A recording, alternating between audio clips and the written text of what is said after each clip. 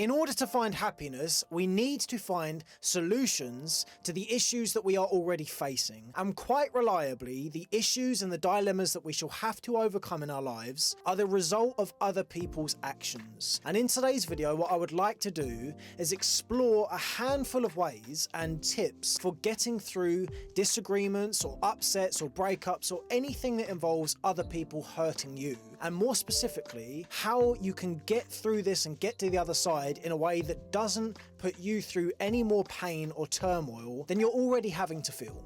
So first things first, if someone has really infuriated you and you are brewing with a sense of anger and fury, you need to get yourself away from the situation. Because what happens so reliably is we denigrate and we tarnish our own sense of justification and upset by the way we respond to the other person. And what I mean by that is, amidst the throes of hatred and annoyance, we will act with intent to harm and to be venomous towards the person who has upset us, to get some form of retribution and leveling of the playing fields. And unfortunately, what this does is it just makes us look worse, and it makes us feel worse, because now we've acted in a manner that we know wasn't helpful, and it's only made the other person more vociferous and have them dig their heels in more than they already have. And it's very important that we're aware of the fact that hurting someone else because they've hurt you does not take away our pain. And though we feel there's some form of revenge or lust in retribution, it doesn't work like that. If you feel as though your anger and your fury is going to somehow make the other person feel worse than it will make you feel, you're wrong. In whatever way you can, get away from the situation.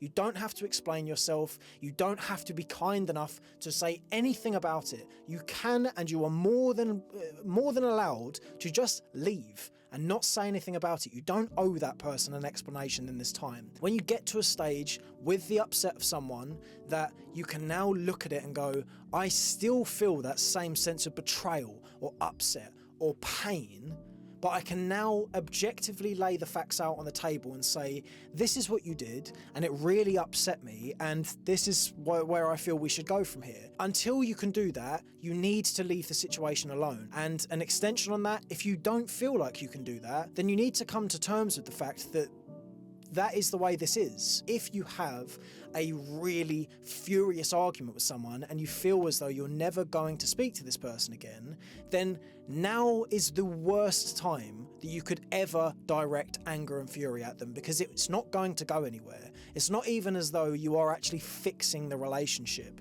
It just fuels this sense within us of just thinking through all of the ways that we wish it had gone or what we could do to get our payback, and it doesn't work. It just hurts you. Next thing, when people hurt us, we have this inherent presumption that their intention was to really damage us. And though a lot of the time it does look exactly that way, it looks like someone has done everything they can to just completely ruin the moment we find ourselves in, it's very important to remember people don't tend to hurt us because they want to. They tend to hurt us because they are upset. Almost all circumstances, when someone hurts you, they're just trying to expel the energy that they are feeling themselves. And this immediately ties us back to the point I've just made, is if someone is upset and they act on that upset when they are irrational and their head is not in a level state, it causes issues like the one we're trying to address right here. So if that wasn't proof that you need to take that time away, then here you go, we're talking about it right now. Anyway, point is, almost always people are not trying to hurt you or to tarnish your existence, but to improve theirs. We can get very confused and embroiled in our emotions when it comes to pain and upset, because we just do. That is what pain is. It's a very irrational and forceful feeling. And this is why it's so important to control that, because it can really hurt people. But it is important to be aware of the fact that almost always people who hurt you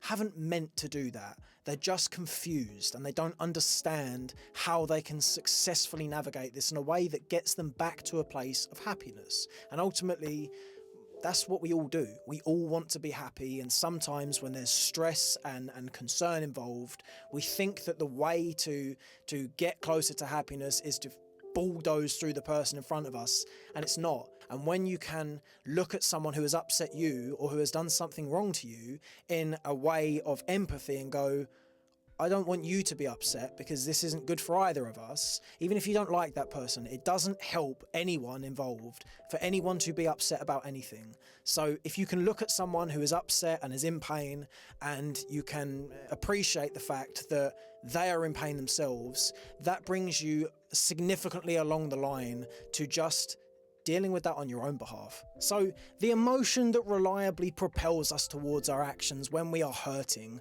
is something along the lines of hatred. We need to just get real about what it is that hate actually does, because it doesn't do anything for us. Hatred puts you in a perpetual state of fantasy, and it's not a healthy sense of fantasy. It is a vengeful, lustful, murdering sense of desire to enact justice, and it doesn't help us. It just makes us stay on the topic and keep playing these scenarios over and over and over in our head, and it doesn't do anything. It just hurts us more and more. You need to make the pivot sooner rather than later towards trying to work through your pain and your sense of hatred. And I should say, I'm not a fan of suppressing emotions. I think we should really embrace what it is that we're feeling. If you hate someone, that's fine. You're allowed to hate someone if they have hurt you. That's a totally human and normal response.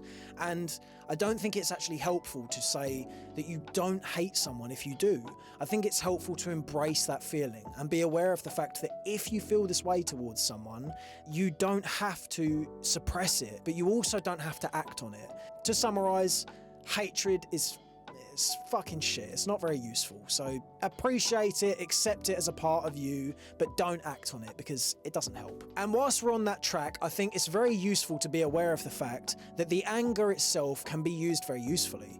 And you can turn this fury and this annoyance into something good by acting from that. And what I mean by this is, if you've got a punch bag, get on the punch bag. If you've got some weights, go and pick those weights up. If you need to go on a run, go on a run. Go and do something that gets rid of that energy in a way that shows you that you are higher and you are greater than your aggression and your fury, because there's a lovely feeling that comes with being able to control your annoyances. And when you can appreciate that someone has upset you and you've decided to direct that energy in a way that actually helps everyone involved, rather than directing it forwards in a manner that hurts all of those included, that is a wonderfully positive and impressive trait to hold. And I'm sure you want that. Ultimately, the only thing you can do is keep your side of the street clean. It helps to be aware of how you are in this situation and where you fit into this puzzle, because if you act with an equal level of fury and rage, you only exacerbate the situation and everything goes up a level and you get further away from peace and contentment.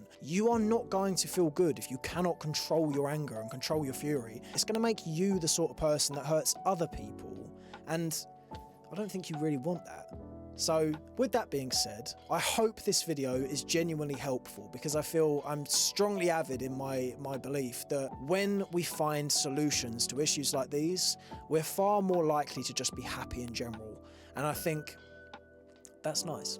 I want that for everyone involved. So if you enjoyed this video, please leave a like or a comment or subscribe or anything like that. Just be happy. That's all I'm really here for. See you in a bit.